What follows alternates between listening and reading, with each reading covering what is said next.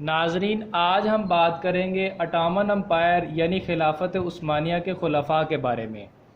عثمانی خلافت، جس کو یورپین ترکش امپائر کے نام سے بھی جانتے ہیں، یہ تقریباً 623 سال تک دنیا کے نقشے پر قائم رہی۔ خلافت کی وسعت کا اندازہ اس بات سے لگایا جا سکتا ہے کہ یہ خلافت 3 براعظموں ایشیا، یورپ اور افریقہ تک پھیلی ہوئی تھی۔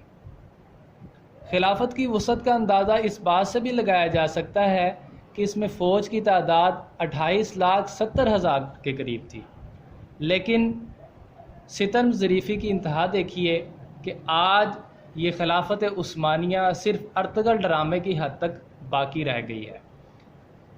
یہ خلافت کیسے وجود میں آئی، اس کا زوال کیسے وقوع پذیر ہوا، اس پر ہم کسی اور ویڈیو میں بات کریں گے۔ فی الحال ہم اس پہ بات کریں گے کہ اس میں خلیفہ کتنے تھے اور ان کا ڈوریشن کتنا تھا، کتنی دیر کس خلیفہ نے حکومت کی۔ خلافت عثمانیہ میں تقریباً 36 کے قریب خلفاء تھے اور اس کی بنیاد 1299 میں ارطغرل کے بیٹے عثمان نے رکھی تھی۔ عثمان 1299 سے 1326 تک خلافت پر براجمان رکھا۔ اس کے بعد اس کا بیٹا اور خان 1326 سے 1359 تک منصب پر فائز رہا۔ اس کے بعد اور خان کا بیٹا سلطان مراد اول خلیفہ بن گیا۔ اس کی حکومت کا دورانیہ 1359 سے 1389 تک تھا۔ سلطان مراد اول کے بعد اس کا بیٹا بایزید اول 1389 سے 1402 تک منصب پر فائز رہا۔ سلطان بایزید اول کی وفات کے تقریباً 10 سال بعد تک اس کے بیٹوں کے درمیان آپس میں جنگ چلتی رہی، جس کی وجہ سے کوئی بھی سلطان نہیں بن سکا۔ بہرحال 1413 میں خلافت دوبارہ سے شروع ہوئی اور سلطان محمد اول 1413 سے 1421 تک خلیفہ رہا۔ اس کے بعد سلطان محمد اول کا بیٹا سلطان مراد دوم خلافت پر براجمان ہوا۔ 1421 سے 1444 تک اس کی حکومت قائم رہی۔ اس کے بعد سلطان مراد دوم کا بیٹا سلطان محمد دوم 1444 سے 1446 تک حکومت پر براجمان ہوا۔ اس کے بعد دوبارہ سے سلطان مراد دوم خلیفہ بنا اور پھر اس کے بعد اس کا بھائی دوبارہ خلیفہ بنا، جو تقریباً 1451 سے 1481 تک خلافت پر براجمان ہوا۔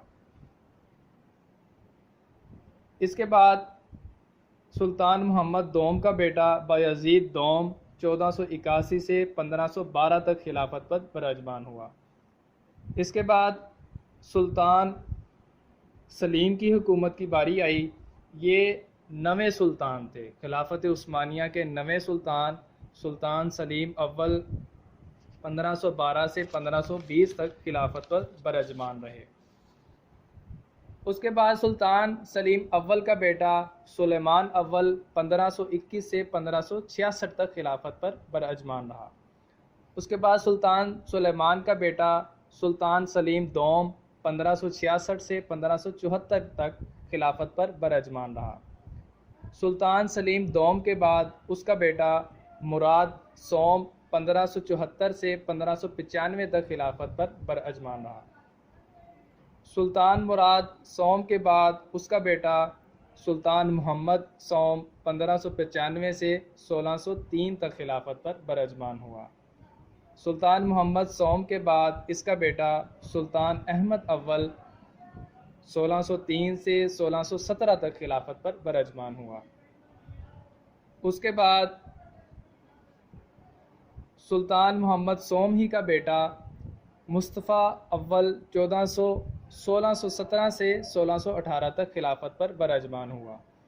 اس کے بعد 15ویں خلیفہ عثمان دوم، جو کہ سلطان احمد اول کے بیٹے تھے، 1618 سے 1622 تک خلافت پر براجمان ہوئے۔ اس کے بعد 16ویں خلیفہ مصطفیٰ اول دوبارہ سے خلافت پر براجمان ہوئے۔ ان کی خلافت کا دورانیہ 1622 سے 1623 یعنی کہ صرف 1 سال تھا۔ اس کے بعد دوبارہ سے سلطان احمد اول کا بیٹا مراد چہارم 1623 سے 1640 تک خلافت پر براجمان ہوا۔ اس کے بعد سلطان احمد کا دوسرا بیٹا ابراہیم 1640 سے 1648 تک حکومت پر براجمان رہا۔ اس کے بعد سلطان ابراہیم ہی کا بیٹا سلطان محمد چہارم 1648 سے 1687 تک حکومت پر براجمان رہا۔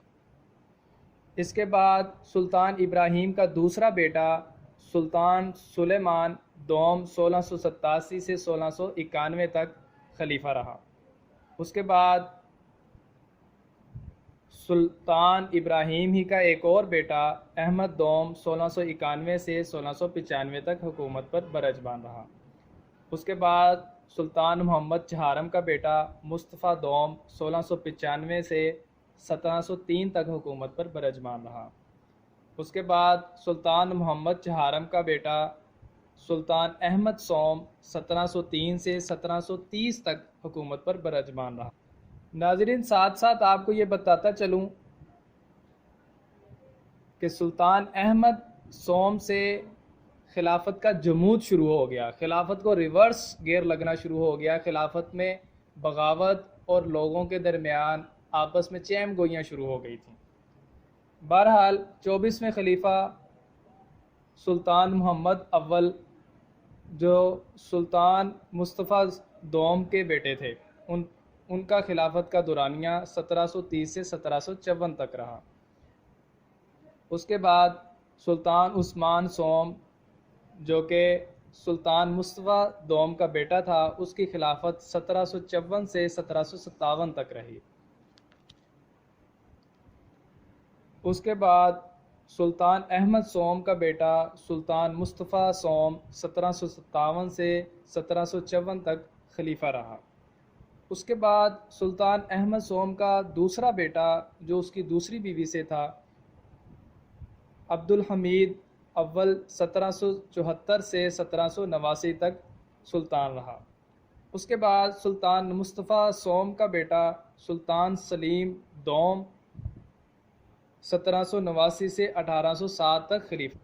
اس کے بعد خلافت کی ذمہ داری 29ویں خلیفہ سلطان مصطفیٰ چہارم پر آئی جو سلطان عبد الحمید اول کا بیٹا تھا۔ اس کی خلافت کا دورانیہ 1807 سے 1808 یعنی صرف 1 سال رہا۔ اس کے بعد سلطان عبد الحمید کا دوسرا بیٹا سلطان محمود دوم 1808 سے 1839 تک حکومت پر براجمان رہا۔ اس کے بعد سلطان محمود دوم ہی کا بیٹا عبد المجید اول 1839 سے 1861 تک خلیفہ رہا۔ اس کے بعد 32ویں خلیفہ جو سلطان محمود دوم کے بیٹے تھے سلطان عبد العزیز 1861 سے 1874 تک خلافت پر براجمان رہے۔ اس کے بعد سلطان عبد المجید اول کا بیٹا سلطان مراد پنجم 1876 صرف 1 سال کے لیے خلیفہ بنا اور اس کی وفات ہو گئی۔ اس کے بعد سلطان عبد المجید ہی کا بیٹا سلطان عبد الحمید دوم 1876 سے 1909 تک خلافت پر براجمان رہا۔ سلطان عبد الحمید دوم سے خلافت کا زوال شروع ہوا۔ اس کی بہت بڑی وجہ یہ تھی کہ سلطان نے جونیئر اور کمزور افسران کو اٹھا کر اعلیٰ عہدوں پر فائز کر دیا تھا اور یہ افسران سلطان کی منشا کے مطابق عوام کو دبایا کرتے تھے۔ سلطان نے 3 پاشاز اپنے عہدوں میں شامل کیے، طلعت پاشا، جمال پاشا اور انور پاشا۔ ایک بات ذہن میں رہے کہ ترکی میں پاشا کسی کا نام نہیں بلکہ عہدہ ہوتا ہے اور یہ عہدہ میجر جنرل کے برابر ہوتا ہے۔ سلطان نے طلعت پاشا کو داخلہ کے امور دیے، جمال پاشا کے پاس نیوی اور انور پاشا کے پاس بری فوج کا عہدہ تھا۔ آج بھی اگر آپ گوگل پر 3 پاشا ٹائپ کریں تو آپ کے سامنے یہ تینوں سامنے آ جائیں گے۔ بہرحال عبد الحمید دوم 1876 سے 1909 تک رہا اور اس کے بعد عبد الحمید اول کا بیٹا سلطان محمد 1909 سے 1918 تک سلطان رہا۔ جس کو یہ 3 پاشاز اپنی مرضی سے لے کر آئے تھے۔ اسی دوران جنگ عظیم اول شروع ہو گئی، جس میں ترکی بن بلائے مہمان کی طرح سے کود پڑا تھا اور جس سے ترکی کا بہت زیادہ نقصان بھی ہوا۔ اس کے بعد خلافت تقریباً ختم ہو گئی اور سلطان عبد المجید اول کے ایک بیٹے کو 57 سال کے بعد جیل سے نکال کر سلطان محمد ششم کو 1918 سے 1922 تک خلافت کا امیر بنا دیا گیا، سلطان بنا دیا گیا۔ یہ 36واں خلیفہ خلافت کا آخری خلیفہ ثابت ہوا اور اس کے بعد سلطنت عثمانیہ ختم ہو گئی۔ یہ دکھ بھری داستان جس میں تقریباً 36 خلیفہ تھے سلطنت عثمانیہ کے، اس میں کون سا خلیفہ کب اور کتنی دیر رہا، اس کے بارے میں ہم نے تھوڑی سی ہسٹری کے بارے میں جانا۔ مسلمانوں کا زوال کیسے شروع ہوا، عروج کیسے آیا تھا، خلافت عثمانیہ بنی کیسے تھی، اس کے بارے میں ہم انشاءاللہ دوسری ویڈیو میں ڈیٹیل سے بات کریں گے۔